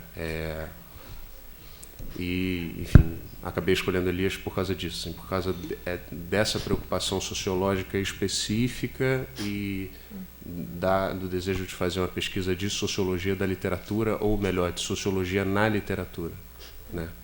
Mas, de qualquer forma, obrigado pelas sugestões. Professor Carlos Ziller. Bom, a gente tem um problema complicadíssimo aqui nesse negócio, né? Tem um monte, né? Porque, na realidade, a grande inflexão, uma das grandes inflexões intelectuais e culturais do Brasil está centrada ali no começo do século XIX, não é isso? Então, o Brasil virou uma coisa independente, né? Então, e aí, bom, o que vem antes era português, não é brasileiro, né? E o que vem depois é brasileiro, não é português. Difícil é explicar isso para um cara que estava andando por ali nesse tempo, mas como esse cara já se foi há muito tempo, então já, né, não tem mais, mas é uma situação um pouco complexa, porque, né, se imaginar isso, desculpa entrar um pouco pelo anedotário, mas, né, como é que a gente vai explicar que fizemos uma independência, teve uma guerra, morreu gente na Bahia, o negócio foi sério e tal, e quem fez a independência era o herdeiro da coroa de Portugal. E depois ainda foi embora, voltou para lá, deixou para lá. Como é que a gente explica um negócio desse para quem não está por aqui, né? Eu acho que falar pelo anedotário é sempre meio arriscado, eu reconheço, mas é sintético. Então, nós estamos diante de uma situação um pouco complicada. Esse é um grande ponto de inflexão, é isso. E aí é simples, o que vem antes, o que aconteceu antes, o que foi feito aqui, constituído, elaborado e tal, é essa coisa esquisitíssima que a gente chama de colônia, né? E que eu, já até um tempo para cá, eu prefiro uma interrogação diferente, né? A pergunta talvez seja, quando é que começou esse negócio de colônia, né? E que não começou no século XVI, nem no século XVII, isso é um feito do século XVIII, né? Sobretudo ali da segunda metade do século XVIII, que aí esse troço aparece, a palavra aparece, o troço começa a funcionar, mas, né, os usos que a palavra tem antes, por gente do Brasil e de fora do Brasil, não tem nada a ver com aquilo que a gente chama hoje de colônia, né? Quando Vieira fala de colônia, ele está falando de uma fazenda, de um campo agrícola, de produção, uma coisa assim. Ele generaliza, fala de metáfora para o território todo. Então, já começa aí, esse é o problema. E vai junto também tudo aquilo que é a produção intelectual mais erudita, mais detalhada, mais empenhada dos que viveram aqui nesse tempo. Então, o texto do Estancial vai para o vinagre, porque ainda possível o cara era jesuíta, você imagina, né? O tipo de problema que isso não carrega. E pior ainda, o cara escreveu em latim, que é uma língua que morreu já, acabou, não tem mais. Então, né, saiu até das escolas hoje, você fala um historiador de história antiga que não lê latim, isso tem história antiga. Então, bom, o pessoal de letras aqui, o pessoal da faculdade, pode dizer o que é, então tem lá um genérico, lá que o pessoal fica ali, dá uma ajeitada, mas não vai. Né? Então desapareceu, acabou, está morto. Então o texto do cara morreu junto, né? E a culpa não é do latim, tá? Porque o texto do Copérnico também foi escrito em latim e o livro está aí em todo lugar. O problema não é esse, o problema é outro, muito mais complicado. Mas agrega-se esse tipo de elemento, a obra desaparece, como desaparece, né, o conjunto desaparece não, fica deprimido o conjunto da produção cultural daquele tempo, que não se relaciona com nada que a gente considera valoroso e significativo. Talvez, já que estamos aqui com o Gregório de Matos em cima da mesa, deixa eu aproveitar e fazer uma referência direta, né, para afinal, não é um poeta satírico, esculhambando aquela sociedade, né, de Salvador, os tribunais, as coisas que a cidade era complexa, né, no tempo do Gregório de Matos, é muito complicado e muito importante. Tal. O cara está lá esculhambando todo mundo, isso cai bem, porque afinal aqueles portugueses que vinham aqui, pegavam ouro e iam embora. É um negócio que ninguém sabe onde é que vai parar. Mas a grande questão continua sendo esse ponto de inflexão e olhar sobre isso daí, né, que está relacionado a um monte de coisa, ao que foi construído ao longo do século XIX, sobre a nação brasileira, do século XX, sobre esse tipo de coisa que apaixonou o mundo inteiro, pelo menos o mundo euro-dependente, né, ou euro-vinculado, digamos assim, para não ficar logo com essa coisa de periferia, de não sei o que também atrapalha muito e perturba muito a reflexão da gente. Mas, de qualquer forma, está ali o problema é esse. Né? No dia que a gente conseguir sentar e ter uma discussão um pouco mais calma sobre esses problemas da independência, fora dessas manchas, né? E até tem autores muito importantes recentemente que eu digo, no final do século XX, que contribuem para isso, especificamente o Eymar de Matos, que é um grande autor, que leva uma reflexão muito consistente sobre isso e que consegue escapar dessa teia, né, patriótica e nacionalista do século XIX, mas eu acho que continua sendo um grande ponto de inflexão. É ali que o olhar, né, tem que cair para conseguir entender e valorizar os principais produtos culturais, né, desse tempo. Chega a ponto de o pessoal largar o Antônio Vieira no meio do Atlântico. Né? Eu tenho uma abordagem um pouco diferente. Seria assim, a abordagem da bibliotecária gestora de acervos. Né? Eu trabalho na biblioteca há 35 anos e sempre trabalhei com livros raros. Uma das maiores contribuições do Programa de Bolsas de Pesquisa da Biblioteca Nacional é que esse programa trouxe para junto do acervo da Biblioteca Nacional os titulares das pesquisas. Ao longo de anos, era sempre o estudante graduando que vinha lidar com o acervo, um indivíduo que não tinha o olhar do pesquisador treinado. A sua pergunta também me levou para uma outra abordagem, né? Por que não se valoriza ou não se reconhece o valor desses autores e obras carentes de pesquisa? É porque efetivamente se desconhece a riqueza dos acervos das nossas bibliotecas e, embora a biblioteca e seus servidores ao longo de 2 séculos trabalhe preservando a memória, essa é uma memória quase que totalmente desconhecida do pesquisador, que fica muitas vezes restrito a autores consagrados na literatura por outros pesquisadores. Nos últimos anos, eu observei um grande crescimento da pesquisa retrospectiva, em que o pesquisador busca a citação da obra original e não mais a citação de citação. Então, nós vivemos um momento bastante complicado, porque o livro impresso, especificamente, que é o objeto do meu trabalho, ele tem um tempo de vida útil. É matéria orgânica, então ele morre. Quando vocês virem uma foto de uma obra extremamente deteriorada, essa deterioração não é produto de negligência. Aqui no Brasil, nós estamos lutando para salvar títulos impressos em papel e tinta para serem usados no hemisfério norte e que estão aqui em uma biblioteca no hemisfério sul, sujeitos a toda forma de risco e dano que não foram previstos por quem os imprimiu e produziu. Quando eu fui chamada para coordenar essa mesa recai sobre os pesquisadores, sobre obras que estão no acervo de obras raras, em parte. Então, eu me detive na busca de cada uma delas. O uranófilo, nós temos um exemplar na Biblioteca Nacional que pertenceu à Real Biblioteca e está no acervo de obras raras do Stencil.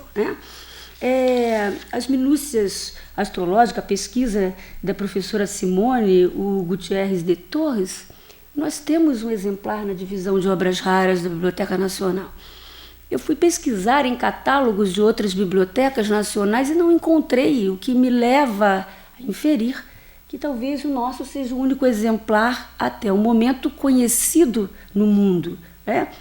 A professora Maria do Socorro pesquisa e utiliza bastante a coleção Diogo Barbosa Machado, que é uma coleção factícia, uma coleção de folhetos reunidos por um bibliófilo, foi a 4ª biblioteca doada ao rei Dom José na reconstrução da Real Biblioteca, e que também traz as marcas da Real Biblioteca. A pesquisa do Lucas sobre a Book e a Ordem, envolvendo Gregório de Matos, nós não temos efetivamente os documentos mais antigos atribuídos a Gregório de Matos. Eles não estão na Biblioteca Nacional. Mas nós temos aqui o produto de pesquisadores de Gregório de Matos do século XIX, que pesquisaram Gregório de Matos. E tem a vida do licenciado Pereira Rabelo também no seu manuscrito. Exatamente. E um dos maiores pesquisadores de Gregório de Matos foi Alfredo do Vale Cabral, que foi chefe da divisão de manuscritos do século XIX, início do XX, e que estudou e comentou as obras de Gregório. Só a título de curiosidade, murmuração no século XVII era considerado pecado. Só a título de informação. E nós temos literatura na divisão de obras raras que comprova isso. Qual é a minha grande expectativa como curadores do acervo? Atualmente, a Biblioteca Nacional tem se empenhado em classificar ou indexar títulos do seu acervo no catálogo geral da Unesco de Memória do Mundo. Então, um dos grandes produtos, pelo menos na minha expectativa, é a identificação de tesouros no acervo, tesouros que estão catalogados, que são recuperáveis em catálogo, mas que ganham dignidade, de unicidade no momento em que ele é objeto da pesquisa, porque ele ganha destaque dos demais, né?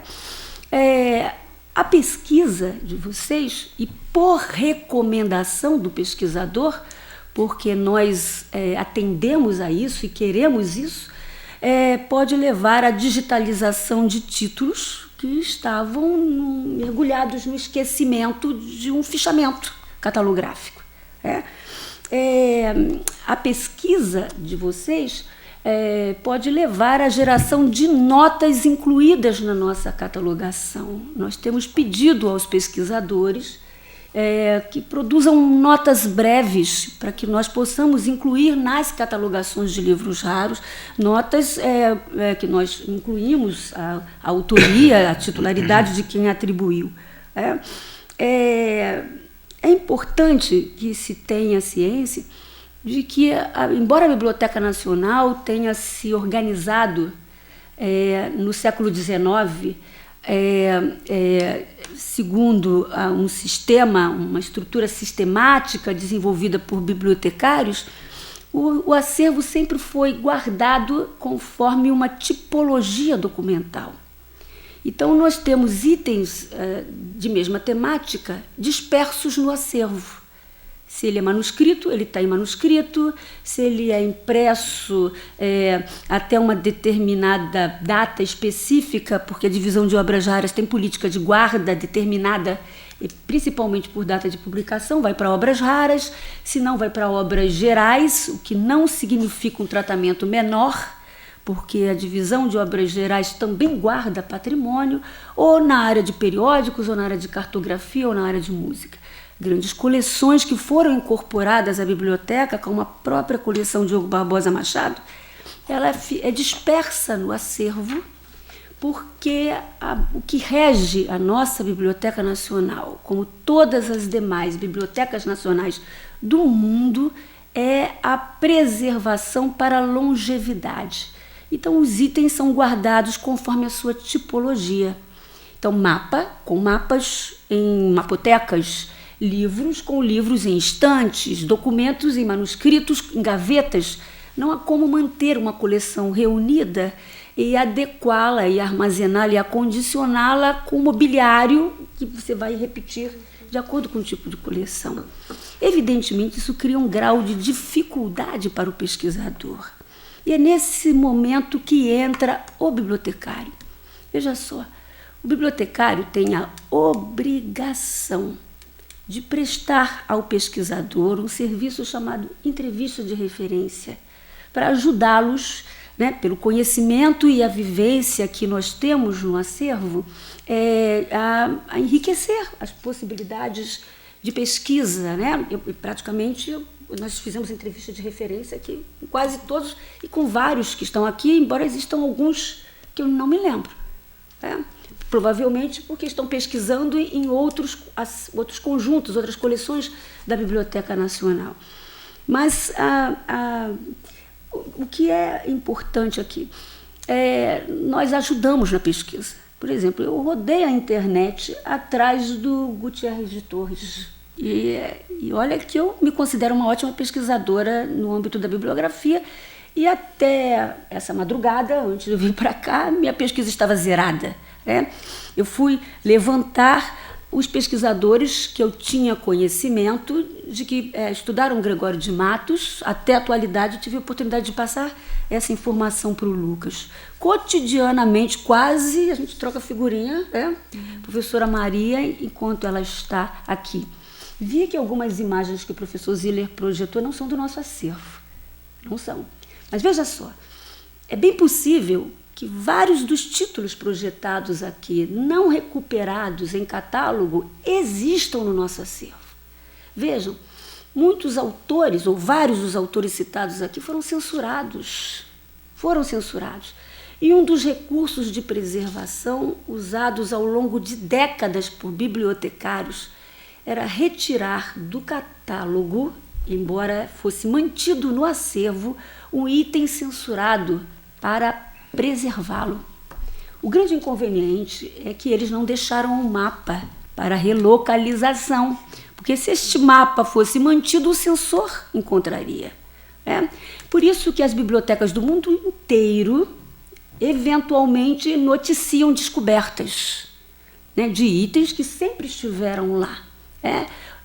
Eventualmente nós encontramos títulos, e esta é uma das minhas expectativas, de que como pesquisadores, né, ou como titulares de suas pesquisas, que vocês façam descobertas.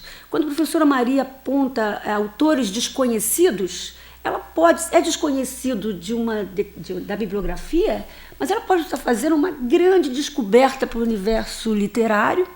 Ela pode desvelar um autor, por exemplo, que as histórias literárias, por exemplo, tinham conhecimento da existência, mas não acreditavam que existiam. Porque nós verificamos esse tipo de informação no âmbito da nossa pesquisa, na pesquisa bibliográfica. Então, essa é a grande expectativa, né? Eu tenho a maior expectativa, e eu vi aqui que as pesquisas aqui giram em torno, principalmente, né, de uma coleção brasiliana, de resgatar, são elementos que contam um pouco a história do Brasil. A coleção brasiliana é o objeto principal neste momento da política de digitalização da Biblioteca Nacional, e eu tenho essa expectativa de estabelecer esse elo com a coordenação de pesquisa, eu e outros curadores de coleção, sem dúvida, né, em periódicos, manuscritos, iconografia, cartografia, música, de que vocês nos ajudem a desvelar esse acervo, para que o pesquisador brasileiro não precise pedir bolsa para ir à França, ou à Itália, ou a Portugal, para buscar os originais manuscritos de processos originais ou as primeiras edições de impressos que estão no acervo da nossa Biblioteca Nacional. Isso aí. Mais alguma ponderação, por favor? Algum comentário? Mesa, Maria, Lucas, Simone? Não? Algum comentário?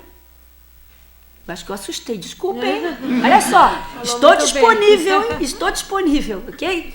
Olha só, então, eu pessoalmente gostaria muito de que esse encontro perdurasse. E vamos para continuar o terceiro, né, que se conclui amanhã, é isso? Não é? Não é? Amanhã. E vamos pensar no quarto. Pensar no quarto e lutar e reivindicar, e vamos nos mexer para que o programa de bolsas da BN, que sofreu uma drástica redução, se mantenha vivo. Ok? Muito obrigada, boa tarde para vocês todos.